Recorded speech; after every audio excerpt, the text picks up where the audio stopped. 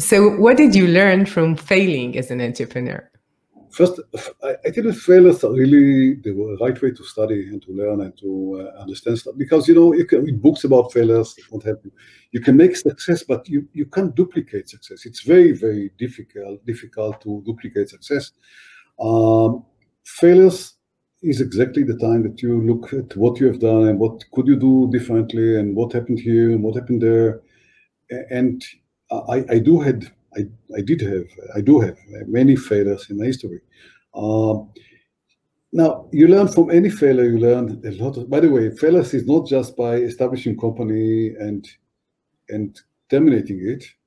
Failures in my job today, sometimes there are meetings within my colleagues, and at the end of the meeting, I say, hey, I failed not to express things which I wanted to express the right way. I failed because I didn't really treat my partners maybe the right way I should treat. Maybe I failed in talking with this company because I didn't do good enough job to understand what they actually wanted to say, or I didn't really treat them. Life are full of failures.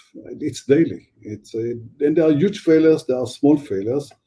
Now, every failure you learn stuff. So if you want me to tell you what I learned from my failures, we have to I have to talk for probably maybe, I would say something like 346 hours. Next time. All my life is learning from failures. So you can't ask this question. Yeah, I think, but most people, when they think about a startup, they think about the exit, they think about the money. And most startups, they do fail. Like, I think about 90% of first entrepreneur startups. So you can ask me, there's a company I established called Modu. Modu stands for modular phones.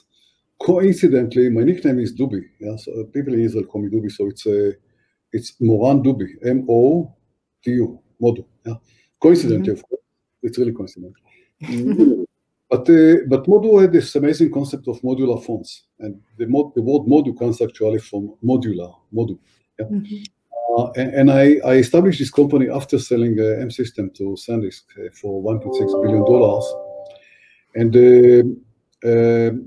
and I failed quite miserably at Modu, and now it was an amazing company, great promise. We raised a lot of money, and still I failed. And there were great people working at the company, and many people ask the questions, why did we fail? We ask ourselves, so many people came with the answer, hey, you came with this idea of a phone, while Apple came out with iPhone. And iPhone changed totally the market of cellular phones. And every phone in the world after the iPhone became an iPhone compatible. This is an iPhone, screen, cover, SIM battery, that's it. Yeah, that's a phone. And our idea was so much contrary to that, we couldn't really fight against the world trend. Yeah, and but clearly this is an excuse. It's not the right reason. There are other reasons. We were not smart enough to catch and understand fast enough that this is what's happening and change ourselves. My biggest failure at Modu, I left M Systems. I went to establish Modu, but then I felt that I need Modu to actually. I didn't sell M Systems happily. I didn't want to sell M Systems. It's a long story. I won't get into that. Actually, selling M Systems, I felt that this was a failure, despite the $1.6 billion. Most people won't say it's a failure, of course, with this number. But even financially, I think it's one of my biggest failures. I think that the company could reach to much higher value. We had amazing plans. We were in a very good progress, growing and bringing very interesting product to the market. But anyway, so I sold them systems, and when I established Modu, I said, hey, I want to go back to the $1 billion revenue of M Systems very, very fast. And then I went to raise money, and it took me no effort to raise money. I raised $20 million with a presentation of 11 pages, 11 slides. 5 out of the 11 slides were pictures with no text. Yeah. And One thing I didn't bother to prepare when I went to raise this money is a P&L, a projected P&L.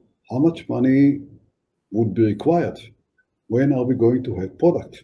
What will be the cost of the product? What will be the gross margin? And I believe today that if I would do this job, if somebody, and by the way, it was so easy to raise the money. I took money from the people I chose, actually, $20 million. This was the initial amount. I took the money from the wrong investors. And you have to pick your investor. That's a lesson that I'm trying to tell everybody. Pick the right investors. If you can pick, by the way, sometimes you can't. Sometimes, hey, you rush for the money.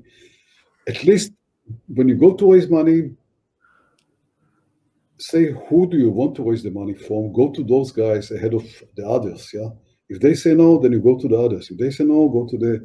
Finally, if your grandmother said, hey, I'll give you the money, take the money from her if you really need to or whatever, I won't do it. But I took the money from guys that were nice guys, but I said, hey, they are, I'll take from them. Next round, I'll take from others. This is not important. This is very, very important. Who are you taking the money from? And then there was no, if I would prepare P&L, I would understand, if I would do the job the way it should be done, that this will require a lot of money. If this will require $100 million, $200 million, it's building a phone, it's not like software, whatever, it's building from scratch. It's, by the way, when we began that, we need to build it, including the operating system, hardware. We had a very special interface that we wanted to establish. Semiconductor was involved, antennas, RF, audio, everything, yeah? It's a very costly operation. The right investors are not a VC that they used to write a check for $5 million because they will not have the capability to continue support you. Go to private equity and say, hey, that's what I want to do. The story could be very different. So that's part of the lessons I learned there.